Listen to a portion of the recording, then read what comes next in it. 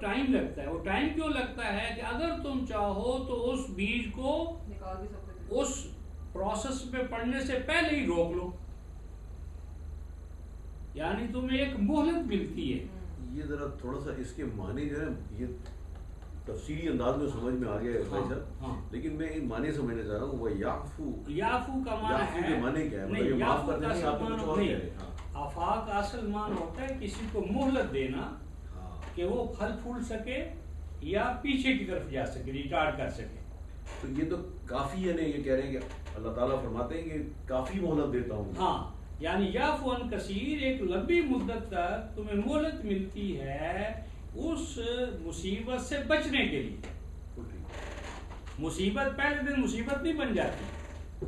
یعنی انسان پہلے ایک برا ارادہ کرتا ہے, ارادہ کرنے کا اس کو عمل میں لاتا ہے, عمل میں لا کر فوراً نتیجہ سامنے نہیں آ جاتا, پھر ایک وقفہ ہوتا ہے.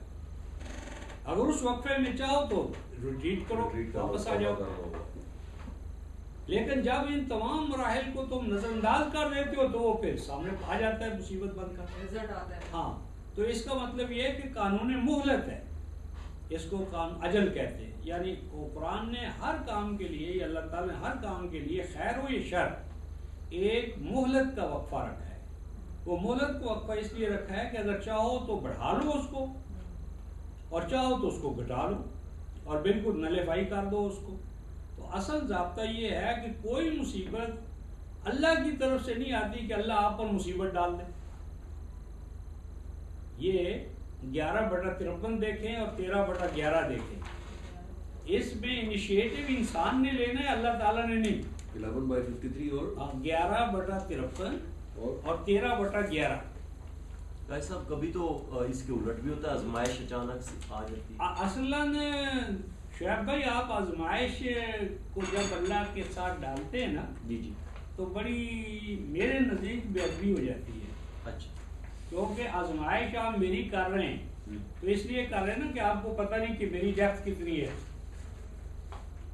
بالکل ٹھیک ہے. تو اللہ تعالیٰ کو میری آپ کی آزمائش کرنے کی کیا ضرورت ہے؟ نہیں, اللہ تعالیٰ نے ہمیں کامیابی کا ایک پیمانہ, یعنی نہیں, ان کو تو پتہ ہے, ان کو تو ہمیں اس دنیا میں لانے سے پہلے ہی پتہ ہے کہ یہ بندہ کرے گا کیا. ہاں, ان میں تو کوئی کمی نہیں. ہاں, لیکن ہمیں اس نے ایک پروسیس سے آزما کے وہ چیز پھر وہی آزمانا تو وہاں ہوتا ہے جہاں علم کا کامل نہ ہو, کمال نہ ہو. اب یہ دنیا ہمارے لیے امتحان ہی ہے نا. یہی تو امتحان کے تصور ہی نے تو ہمیں کہاں سے کہاں پہنچا دیا. مہلت ہے بس یہ نہیں, اصل میں جو ہم کہتے ہیں نا, خلق الموت والحیات لیبلوکم ایکم احسن عملا, تو بلا کا معنی جب ہم نے آزمائش کیا ہے نا تو یہ غلط ہو گیا. بلاونا کا معنی آزمائش کرنا نہیں ہے. بلا یبلو کا معنی ہوتا ہے کسی چیز کے انر کے امکانات کی ایکچولائزیشن کرنا. بلاوناہم بالحسنات والسیئات, یہ آپ نے ہمارے دیہات میں کبھی بلونا کا لفظ نہیں بولا؟ بلونا لفظ یہ کبھی آپ نے, جب دودھ ہوتا ہے بلوتے ہیں اس کو جس سے وہ مکھن نکالتے ہیں, وہ بلونا کیا ہے؟ اس کے اندر وہ جو ہم نے پہلے پروسیس کیا اور اب وہ مکس ہوتا ہے, پھر ہم اس کے اندر مدھانی چلاتے ہیں. تو مدھانی چلا کر کیا ہوتا ہے کہ اس کے اندر جو مکھن کے امکانات ہوتے ہیں وہ مرتکز ہو جاتے ہیں الگ, اور جو چھاچھ ہوتی ہے وہ الگ ہو جاتی ہے. تو کسی چیز کے انر کے امکانات کو ایک پروسیس میں ڈال کر سامنے لانا, نمود ذات, یعنی کسی چیز کے اندر کے جو امکانات ہیں نا ان کو ظاہر لانا. یہ آپ کو جو وقفہ حیات ملا ہے اس لیے ملا ہے کہ آپ کے اندر جو پوٹینشیلٹیز ہیں ان پوٹینشیلٹیز کی ایکچولائزیشن کے لیے آپ کو یہ وقفہ ملا ہے, وقفہ حیات. تو بات تو وہی نہ ہوگی. نہیں, ایک ہے آزمانا, آزمانا اور بات ہے, اور کسی چیز کے پوشیدہ امکانات کو سامنے لانا اور بات ہے. تو اندر کے جو پوشیدہ امکانات ہیں وہ ہم نے ہی پیدا کیے. نہیں, وہ تو اللہ تعالیٰ نے پیدا کیے, اللہ تعالیٰ نے پیدا کیے. اچھا, وہ آپ کو موقع فراہم کرتا ہے کہ آپ اپنی پوٹینشیلٹیز کو ایکچولائز. مثلا آم کی گٹھلی ہے, تو آم کے بننے کا سارا پروسیس اس کے اندر ہے, لیکن اس کے لیے آپ کو انوائرمنٹ چاہیے. اگر انوائرمنٹ آپ فراہم نہ کریں اور شیشے کے ظرف میں اس کو رکھ دیں تو ایسا کیا ہوگا؟ وہ امکانات سارے منجمد ہو جائیں گے. لیکن اس کے لیے آپ زمین کو تیار کرنا اور زمین کی تیاری کے اندر ان سب کچھ چیزوں کو مواقع فراہم کرنا تاکہ وہ عام بن سکے، وہ ہم نہیں کرنا، وہ ہم نے کرنا ہے. لیکن اس کے لیے آپ کو جو وسائل ہیں وہ اللہ تعالیٰ عطا کرے گا. تو یہی تو آزمانا ہے نا، نہیں کہ ہمارے اندر اچھائی بھی ہے، برائی بھی ہے کہتے ہیں نا جسے آپ آزمانا کہتے ہیں. میں کہتا ہوں نمود ذات کے مواقع فراہم کرنا. کسی کو بہت زیادہ دیے جاتے ہیں، کسی کو بہت کم دیے جاتے ہیں. یہ اصلاً یہ کام اور زیادہ دو طرح کے ہوتے ہیں. اس میں جس وقت آپ فرد کو نظام سے کاٹ دیتے ہیں نا تو یہ مسائل پیدا ہوتے ہیں. اگر آپ نظام وحی کو، اقدار کو ایک سوشلائزیشن کر لیں تو ان امکانات کا کم یا زیادہ ہونا کوئی مسئلہ ہی نہیں. صحیح، کیونکہ پھر آپ کو جو اسٹیٹ ہے وہ ساری مواقع آپ کو ملیں گے. اسٹیٹ پرووائڈ کرے گا. آپ نہیں اسٹیٹ کو فی الحال چھوڑ دیں. اصل بات یہ ہے کہ اس وقت یہ ہو رہا ہے کہ ہم انڈیویجول فرد کے طور پر سوچتے ہیں، کیونکہ اجتماعی نظام ہمارا اقدار وحی پر قائم ہی نہیں ہے. آپ کو یہ ہے کہ اگر آپ دیانتدار بنے تو آپ کو نقصان ہوگا. ہم دیانتداری سے توبہ کر لیں گے. اب دیانتدار بننے کے لیے ایک انوائرمنٹ بھی آپ کو قرآن مہیا کرتا ہے. وہ ملوکیت کی وجہ سے ہم اس نظام کے اجتماعی جو پروسیس ہے اس سے کٹ آف ہو گئے. ہم ہر فرد جو ہے وہ بیچارہ اپنی آگ میں جل رہا ہے.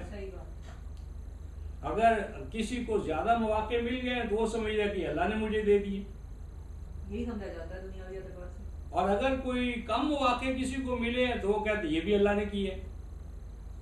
یہ ذرا کبھی سورہ یاسین میں پڑھتے ہو نا، سورہ یاسین اس کی کبھی 47 آیت پڑھو، 36/47 جسے قرآن ضلال مبین قرار دے رہا ہے. آج ہم اس میں مبتلا ہیں. 36/47 بیٹا یہ دے دیں، میں اس کو شیئر کر لوں گا. وَإِذَا قِيلَ لَهُمْ أَنفِقُوا مِمَّا رَزَقَكُمُ قَالَ الَّذِينَ آمَنُوا مَن لَّوْ يَشَاءُ اللَّهُ أَطْعَمَهُ إِنْ أَنْتُمْ إِلَّا کیا بتائیں، ترجمہ کریں. اور جب کہا جاتا ہے انفقوا کے خرچ کرو مما اس میں سے جو رزقکم تمہیں رزق دیا گیا ہے اللہ نے. یہ پہلی بات تو یہ ہے کہ انفقوا کو خرچ کرنا نہ کیا کرو. قاضی صاحب یہ تو ہمیں سکھایا ہے. بتا، انفاق کا نفق سے نفق، نفق کہتے ہیں سرنگ. سرنگ کے دو سرے ہوتے ہیں، داخل ہونے کا بھی خارج ہونے کا. اسی طرح کوئی بھی چیز ہو جس کے دو منہ، اسی سے منافق ہے.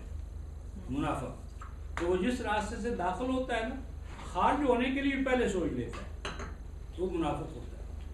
انفاق ہے اپنے وسائل اور اپنے جو محنت کے ثمرہ ہے اس پر باندھنا. اس کو ایک طرف سے ہم کیا کرتے، قرآن نے کافروں کے بارے میں کہا ہے کہ ان کے پاس جو وسائل آتے ہیں نا اس کے اوپر باندھ کا گرا لگا کر بیٹھ جاتے، دوسروں کو مستفید نہیں کرتے.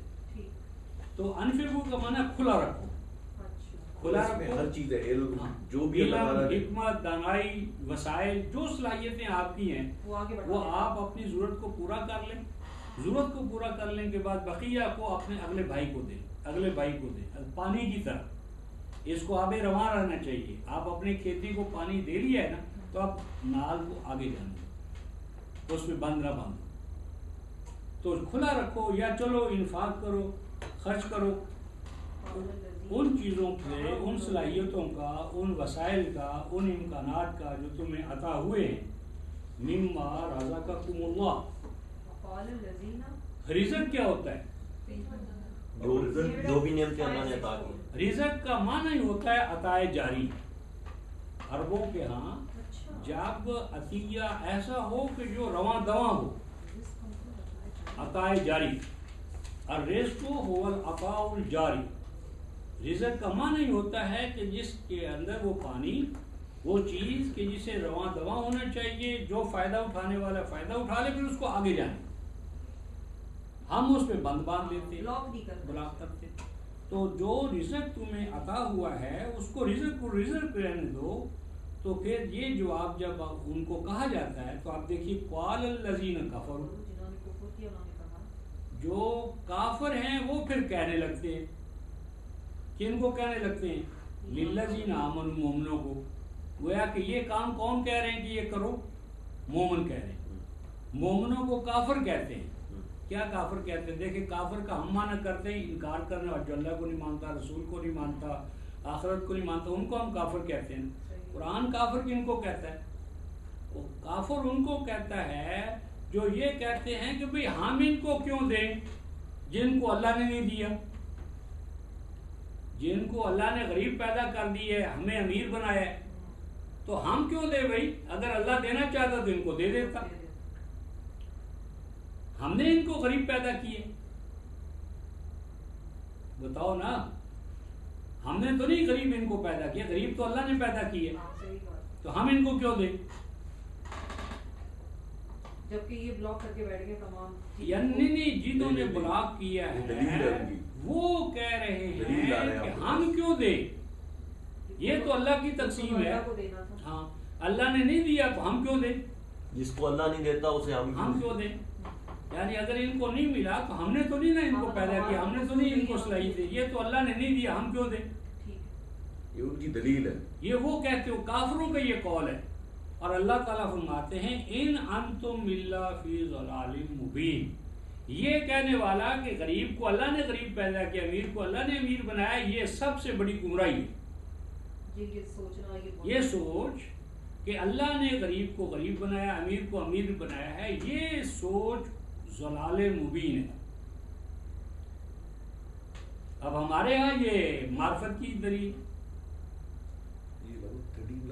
اللہ تعالیٰ کسی کو غریب پیدا نہیں کرتا. غربت اور عمارت اللہ کی طرف سے نہیں ہے، یہ تو نظام ہے. اللہ تعالیٰ نہ کسی کو غریب پیدا کرتا ہے نہ امیر پیدا کرتا ہے. اللہ تعالیٰ کے ہاں تو بالکل دونوں خالی ہاتھ آتے ہیں اور سب کچھ لے کر آتے ہیں. یہ تو آپ کا نظام ہے، جو بھی انوائرمنٹ ہے یہ نظام کہلائے گا. یہ نظام کی پیداوار ہے، یہ آپ کا سوشل آرڈر ہے.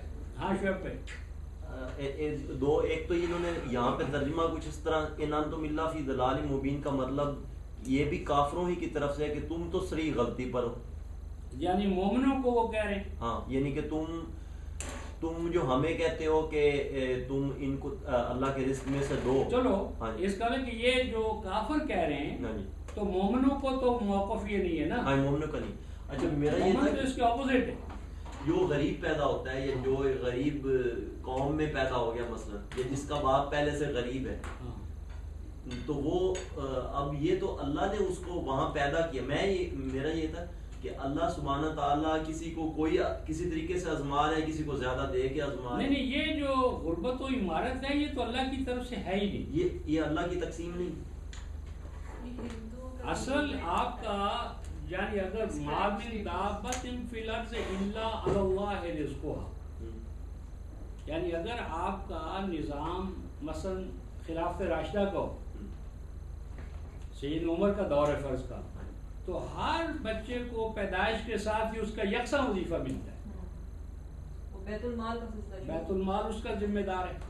وہ غریب کے یہاں پیدا ہو یا امیر کے یہاں پیدا ہو. جو اب انگلینڈ میں اچھا امیر کو بھی ملتا ہے وظیفہ. بالکل، یعنی پیدائش پر ہر ابن آدم کا حق ہے، اس کی پیدائش پر اس کو سامان نشوونما ملے، اس کے بعد اس کے تعلیم اور تربیت ملے اور یکساں مواقع ملے.